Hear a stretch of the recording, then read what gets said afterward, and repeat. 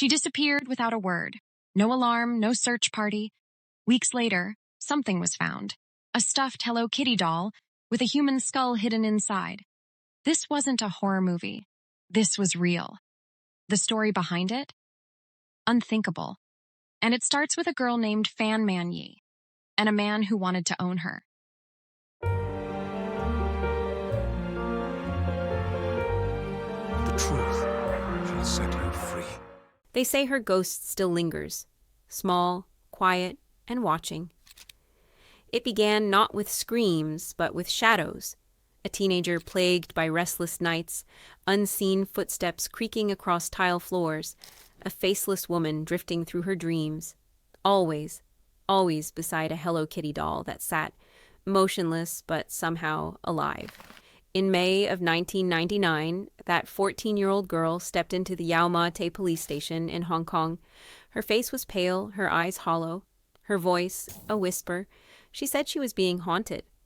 The police raised their eyebrows. A ghost story? A child's imagination? But the details were precise. Her fear, raw. What she described was not vague or dreamlike. It was vivid. The woman who visited her was crying. Always crying.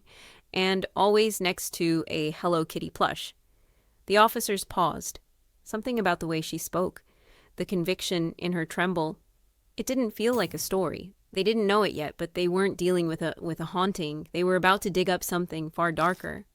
Fan Man-yee was born in 1975, likely in Shenzhen, but her official birth records remain a mystery. What we do know is that she was abandoned as an infant. No family, no name, just another forgotten girl in a country overflowing with them. She was eventually placed in a girls-only orphanage in Ma Tau Wai. The air was sterile, the halls silent. Rows of iron bunks lined the dormitories, and discipline was cold and rigid. There were no bedtime stories. No warm hands brushing hair from her face. She grew up unclaimed, invisible, and aching for something more. At age 15, she aged out, discarded into the chaos of Sham Shui Po, one of Hong Kong's poorest, most dangerous neighborhoods. She was a child with no map, no one to call, and no safety net. And like so many girls lost to the city's underbelly, Fan turned to what was available: sex work. It wasn't a choice, it was survival. The nights were long, the streets were ruthless, and she began using drugs, hoping to quiet the pain that had followed her since birth. It was during this time she met a much older man. Fan was barely out of girlhood, and he was already in his 30s. At first he seemed like stability, but behind closed doors he became her captor. He was violent, possessive, and cruel. He broke her down, piece by piece, until she nearly forgot who she had been. But Fan wasn't done yet. She gave birth to a baby boy, and something inside her shifted. This wasn't how her story would end. She made the impossible decision. She got clean. She packed what little she had. She took her son and she left. Fan clawed her way toward a better future. She found work as a hostess at a place called Romance Villa. It wasn't glamorous, but it was honest. She wore heels, smiled for strangers, and counted every dollar she made. She was rebuilding herself, brick by brick. She was young, resilient, hopeful. Maybe, for the first time in her life, she believed she had a future.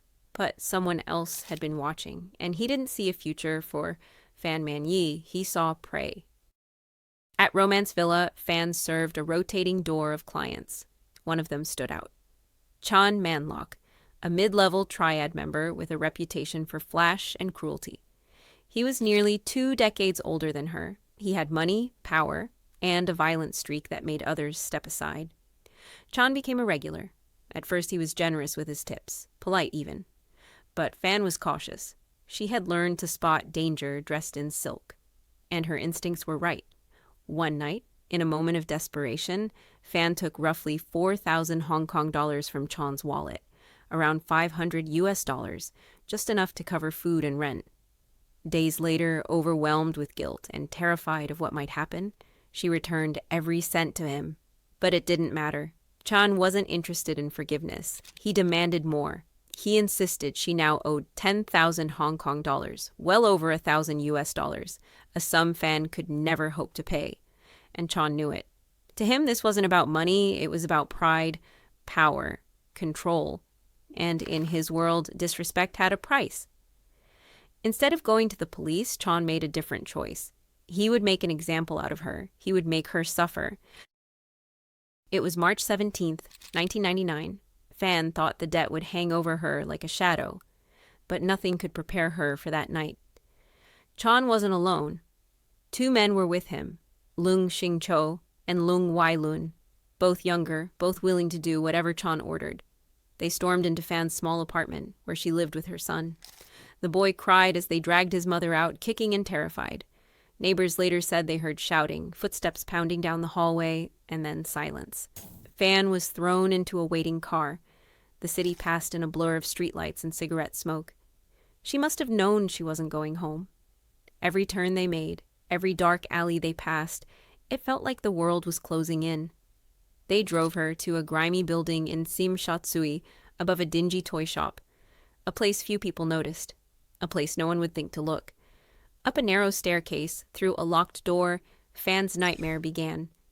Chon believed he was untouchable. He believed no one would come for her, and for nearly a month, he was right. Fan Man-yee's nightmare lasted for over a month.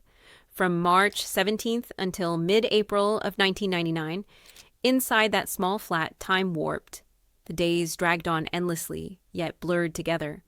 The men showed no remorse, no empathy. They treated her like property, an example to anyone who dared to cross them.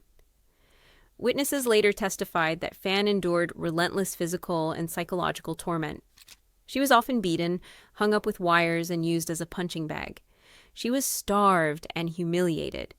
They forced her to do unspeakable things, and when Fan bled, her captors would rub spices on her wounds. They deprived her of sleep. Some reports say they forced drugs on her. Others describe how they mocked her pain, turning suffering into a game. And then there was Ah Fong, the 14-year-old girl. She wasn't a savior, but neither was she free. Sources claim she was also being trafficked, or at the very least, groomed by these men. She helped lure Fan into the apartment. Sometimes she joined in on the torment. Other times, she simply watched. Later in court, she admitted that she was haunted every night by Fan's face. Whether that was guilt or fear, no one truly knows, but no one in that apartment ever tried to save Fan. And what about her son? During those long, torturous days, Fan's little boy, still just an infant, was left behind. I think that's what makes this case even more tragic, that there was an innocent child left behind during this ordeal, unable to fend for himself. Reports say he stayed in the apartment building where Fan lived, likely under temporary care of neighbors or acquaintances who realized something was wrong. I'm sure he had a caregiver who would look after him while his mother worked, but no one could tell this little boy where his mother had gone. Some people noticed Fawn was missing. Neighbors asked questions. But in 1999, in a city where sex workers often vanished unnoticed, police didn't launch a full-scale search. Fawn was another woman from the margins, another name easily overlooked, but she was trapped, alone. Every day she must have thought about her son, wondered if he was crying for her, waiting for her to come home, wondered if he knew she was fighting to survive. That thought, more than anything, must have been what kept her alive for as long as she could bear. But as the days passed, her body began to fail. The abuse, the starvation, the hopelessness, they took their toll. By mid-April, Fan Man-yee's fight was over. She died sometime between April 14th and April 15th, 1999. The exact cause was never officially determined. Those responsible for her death claimed it was an overdose, while others argued she died possibly from traumatic shock from relentless beatings. The court would never be able to say for sure. But one thing was clear, no one in that apartment tried to stop it. Not once. Chon Man-lok and his 2 accomplices decided Fan would not have a burial, nor even a name on a gravestone. They dismembered her body in the bathroom of that tiny flat. Her skull was boiled on a stove. Teeth and organs were kept in the refrigerator, others thrown out with the garbage. Her remains were treated like trash, discarded in pieces. But one part stayed behind. The men took a plush Hello Kitty mermaid doll, a child's toy that once symbolized innocence and comfort, and stitched Fan's skull inside of it. They left it on the bed, like a gruesome trophy, a silent reminder of the cruelty that had taken place in those four walls. For weeks, the apartment remained locked, filled with the stench of death and smoke.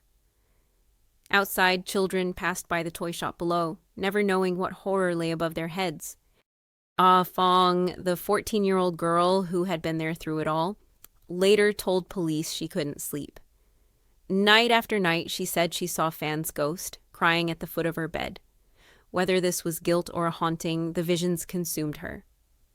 In May 1999, she walked into the Yau Ma Tei police station and confessed everything she had witnessed. When police finally raided the flat, they were met with a scene that would haunt even seasoned investigators.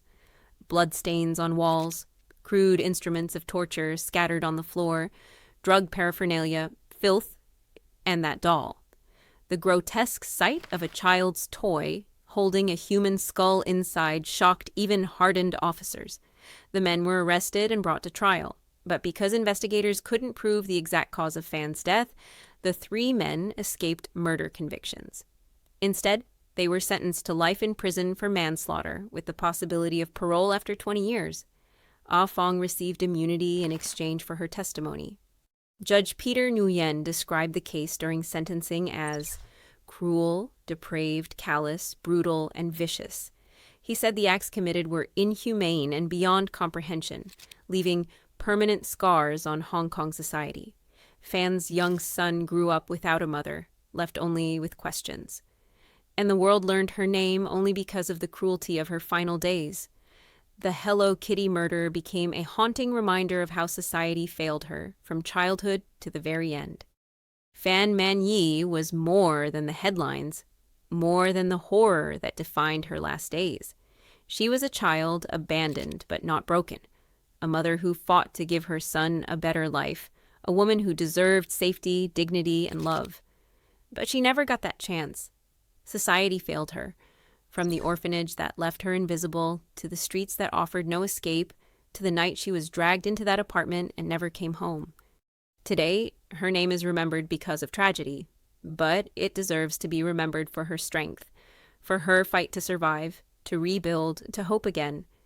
If stories like Fan's matter to you, if you believe victims deserve their voices back, their truth heard and honored, please consider subscribing to this channel. Every click, every share helps us shine a light on those the world forgot, so they are never silenced again.